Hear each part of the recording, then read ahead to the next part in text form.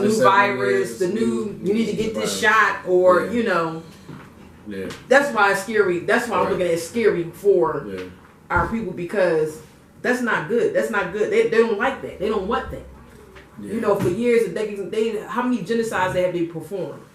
How many ways have they went about trying to get rid of us? I have still performing. Yeah, it still is. My point exactly. But it's working, but it's not working. Right. You know, so it's just, I just thought that was very important. And I mean, you know, look it up. I put it on my page. Actually, I put the website on my page and the information. So check me out, VLady_T. I'm on Instagram. Facebook, I'm on there. It's just Tanya Brooks. So yeah, check that out. That's a very interesting story. Very interesting story. And it definitely, like, Lady T, if you listen to our past episodes, she always talked about this. The Caucasian woman is having trouble reproducing. No more shots for me. And my whole thing is, it's been going on for years. Mm-hmm. You know what I'm saying? It's been going on for ages. Well, are they having trouble reproducing, or is it that more women are, which is a good thing, are becoming educated and self-dependent, so they're not planning to be mothers? Well, no. Well, medically, history repeats itself. This happened hundreds of years ago. Right. So now history repeats itself. Okay. So you got to understand why. This is why I always talk about, why are we so hated? It's not just because of color of our skin. You got to open up your mind and understand and really see shit for what it is. Okay. You know, it's deeper than that. Why do you think we hate it? Why? You don't know why? No, I'm asking you. People listening right now. Oh, okay. I'm just, repeating myself. Of course, it's the melanin. Right. The longevity. You know, the truth of where we really came from, but we fed so much lies, and we just ignorant to the fact, right? And the reproducing, You'd be surprised. It's a lot. How of many things drugs was created to stop us from reproducing? But this was given to us. The baby was fighting for it, not just to stop let me just say people of color from having kids, right? But but drugs created for them to have kids. Right. Because if you think about it, prenatal pills, that wasn't for people of color. No, because you pop your prenatal. Listen, I'm gonna tell you, some people pop prenatal pills and they had like 8 kids. They pop up. This shit like a mutant pill. It is. It really like is. Real talk. Like it's enhancing really your reproductive system. Yes. Like, and I was being funny, but real talk though. Like some women that actually pop that prenatal pill, they end up having like triplets and twins and shit like that. You know what I'm saying? And they like 45 having twins. Right. Yeah. You know what I'm saying? The shit is crazy, yo. Yeah, it's real crazy. You know what I mean? But yeah. Shout out Killer. She said, which is why they use black women as surrogate mothers. And they that's so true. And they put it. You know what I'm saying? They put it in shows. They put it in movies. What is this? Special Victims Union, the Criminal Minds. They put it in shows. It's just that we up here talking about, that's just sci-fi. That's just, fiction. That's just make-believe. Well, no, Hollywood is telling the the government truth. secrets. That's all they doing. They having a conversation that they want us to look at and not really pay attention. And not pay attention to it. But that's they want us really to pay attention to shit like R. Kelly. Yeah. Yeah. But I'm getting into this. Yo, do y'all think we need a part 2 to Coming to America? Absolutely. What? Absolutely. A part 2? Yeah, they got part 2. Yeah. Eddie Murphy confirmed it. Yeah. Oh, really? Yeah, Eddie Murphy confirmed it. It's part 2 to 30 years too late, but sure, why not? We need it. I think with the success of a movie like Black Panther, right? Anything we put out. So you gotta understand. You can see why Coming to America. Yeah. I'm for all the reboots and all the sequels. Yeah. Okay. Coming to America, Martin. You got the Bad Boys 3 coming. I'm definitely for that. Yeah. Absolutely. These is dope actors. And then they saying they gonna bring back the kind of like some of the same cast of Coming to America. They should. Okay. Arsenio Hall. Lord have mercy. The chick that he was chasing in the first drum. I hope he shooting down his gun. Hold on. What? Coming to America. Who was he chasing? The chick.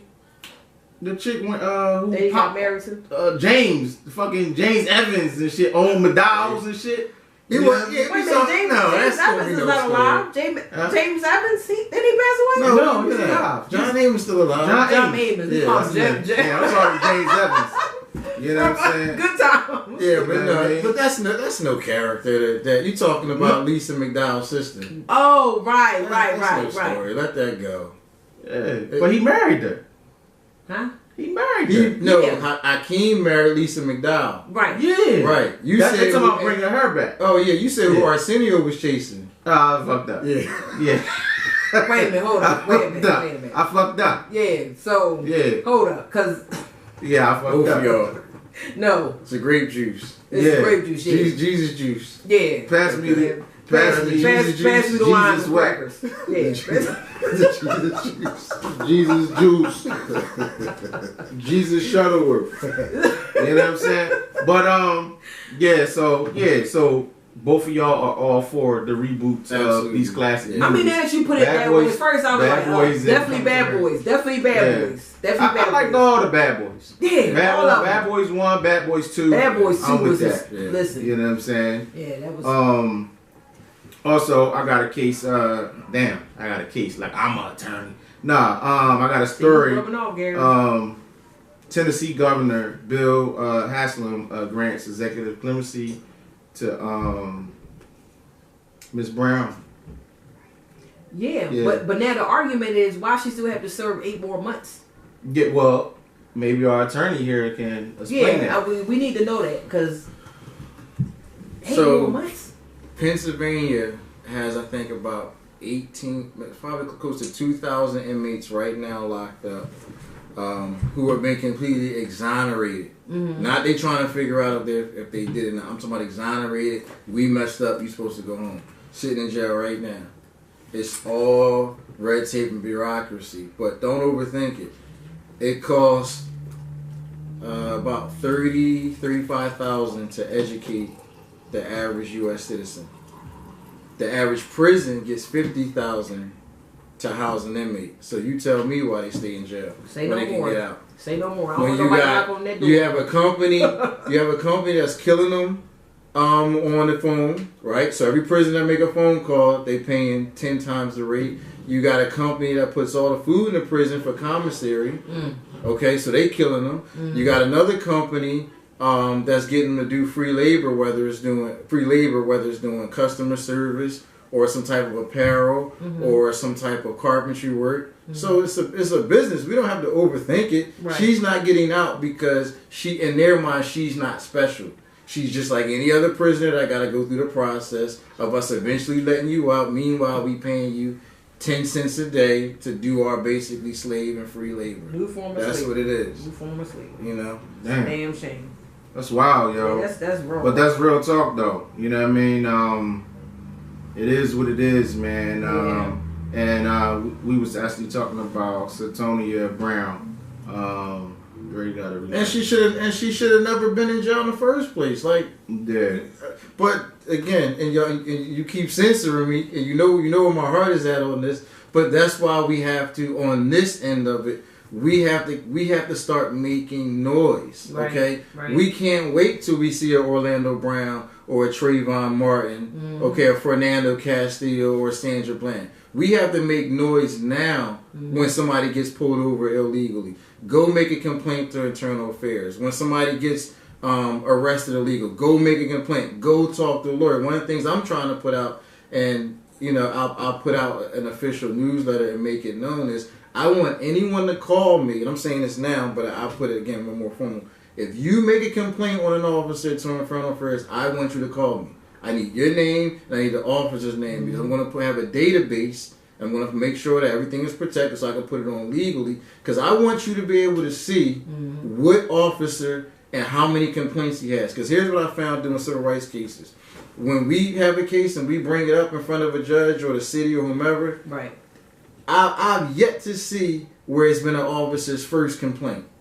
Wow. It's always multiple complaints. And the real ones out there that's really doing it, they have multiple, I'm talking about 10, 15 years of complaints. So when you see these black men and women that are getting shot and killed, that's a long line of those officers getting away with some of that stuff that we have to start dealing with. So it's not good enough not to be talking about it now. We have to do something about it. And I don't mean the old school picketing and some of the other outdated ways. I'm talking about let's talk about it. Let's put it on social media. Okay? Yeah. Talk about your situation. And again, call me or call another lawyer. Have somebody talk to you about it so that we can start putting these things out there, okay? And the other thing we have to start doing is we have to collectively as a community start putting pressure on cooperating with good law enforcement, okay?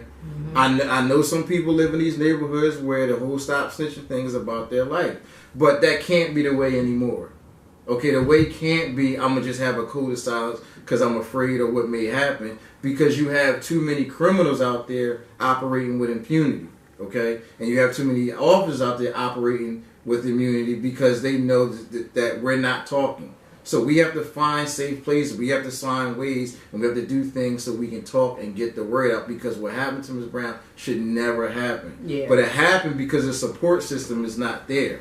She's still in jail because the support system is not there, because we're not putting pressure on our elected leaders and our so-called non-elected leaders that's out here, you know, in the churches, okay, and in the community centers and the nonprofits. That's who we have to start pressuring to make things happen. And here's how we make things happen, because it's not difficult. With the money, black people across the world have the highest disposable spending income on the globe. So even though we don't have the wealth, it makes its way in our community. Right. But what do? We just give it right back. We're not vetting our politicians. We're not vetting our judges. We're not vetting our lawyers. We're not vetting our law enforcement. So therefore, we have no power. So would you say that most people are just conditioned to, when it's time to vote, let me just go out and vote. They blindly voting, not looking into these politicians' career, like look and see what they stand for. And then when you do vote, they don't even like get the politicians to actually stand against what they said they was going to get at people. So it's two problems. The first, hold them accountable. Yeah, hold them accountable. So that's the obvious. That's the obvious. But that's across the board with politics in general. The second problem is in the black community, the biggest power center in the black community is where? And that's not a trick question. It's in the church. Right. So all the money that goes through the church, but yet why are they not handpicking their politicians? There's a church in Philly, I'm not going to say their name. I know on good word, $5 million goes through their church every weekend on Did he just donation. Say $5 million? $5 million is on the weekend. So are you going to tell me is going $5 million one church? One church. This is not like a no. It's saying that culmination. One church, right? Do you mean to tell me with $5 million a weekend you can't literally stack the bench in city council with all the people you want? Now maybe you can't, because at some point the Italians and Jews are going to they're going to have their say too. But we should be at the table just like them, saying no. This is the people we putting up. Okay, Philadelphia being a union town, that when you see all these houses going up, you see all these government contracts, that's unions. You can't get none of that work without being a union. But where are we at in the unions? Again, you mean to tell me that some of them churches can't get together and say, listen, we co-opting this union. We're co-opting this nonprofit and change stuff, but we're not. We got all of this money, and where is it going? It's not going to United Bank. You know, United Bank is a black bank. Why are they not getting 20-30% of all the deposits coming in this city? Yeah. Why are we not supporting more black banks? Right. Or insurance companies. You know, or law firms. It's a law firm right now. And I'm not going to disparage them, but I'm just going to speak my heart. Every day when I turn the radio on, I hear the commercial where they say we've recovered billions, and it's a personal injury firm. How much of that money do you think went into our community? I'm gonna take a shot on it. So we're essentially divesting ourselves of power and influence. You know what? This is a great segue into actually something I was going to bring up. I was on Instagram scrolling today, BSing at work, whatever, and Dr. Boyce Watkins. You know, a lot of people not too keen on him. Yeah. He's a funny guy. Yeah. But his post really struck me. Yeah. And I think I sent this to you. Yeah. And I say, I saw that. And So this is what he posted. He posted, how come black folk have mega churches but don't have mega banks or mega schools? And then he went in under his caption, he said, you know, it's a good question. He said the Chinese have very few churches, but they have thousands of schools and banks. Yep. Mm-hmm. And they are now the most powerful economic force. Yep. Right? Mm-hmm. Now, that's, you know, I know a lot of people, like they don't really bang with Dr. Boyce Watkins. Mm-hmm. But he posed a good question on IG with this. And I wanted to, get y'all opinion about this.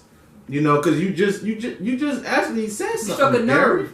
Yeah. You struck a nerve, and a lot of people are not going to bang with people that strikes nerves. Because they're so busy living in fairy tale land that they don't want to really live that truth. Mm-hmm. Because the truth is hurtful. Mm-hmm. When you live in a lie, shit, it's easy to escape, Mm-hmm. But when you facing the truth, that's hard. That's the hardest pill to swallow. Yeah. So, but that right there, it says a lot. Yeah. So what you get in the black community? You get churches, and you get a lot of stop and go beer. Yeah, and wine by Asians. Yeah, but by Asians, not even us. Not even us. Yeah, and the crazy thing is, we all know that the black dollar matters in America. It matters. Absolutely. Because we one of the biggest consumers in America, point blank. Mm-hmm. We conditioned to go broke for these holidays. You know what I'm saying? Every 3 weeks is another fucking holiday to make you go broke. You know what I'm saying? But you know what I'm saying? But look, you got people that other cultures, right? Right. They're taught about money when they babies. You know what I'm saying? When they coming up, as children, they're taught about your money. First words can be. You know what I'm saying? They're taught about stocks when they teenagers. Right. You know what I mean? They taught about credit. Right. A lot of the problem is with our community, and sad to say, I'm part of that. You know what I mean? My parents didn't teach me too much about the credit and this and that. You know what I mean? I know I'm still learning about it now. You know what I'm saying? And but that's okay because it's never too late. It's never too late. But the problem I have is the people that did make it. These millionaire athletes, entertainers. You know what I'm saying? They still work for somebody. Yeah. You feel me? Whereas though they can really get together. Think about it, right? We got issues with the NFL, right? They can, but here's what hold up. I'm gonna let you get your opinion. But think about something like this. I'm a sports dude. I just gotta break it down like this, right? Ice Cube already got the format, right? The Big Three league. He got a bunch of washed up players in that league that he makes money off of. People still go out and in the summertime for basketball. But think about it, right? He created the format.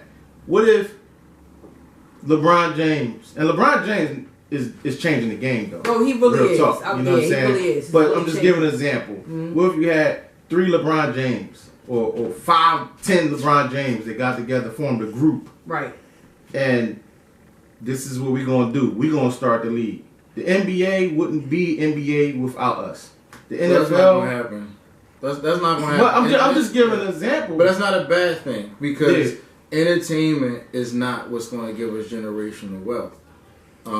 Education, I get that. Yeah. Okay. Infrastructure, politics, real estate. Okay. The problem that we have is what Jay-Z said years ago is we got a sports entertainment, right? So and social media and the internet has supersized that whole thing.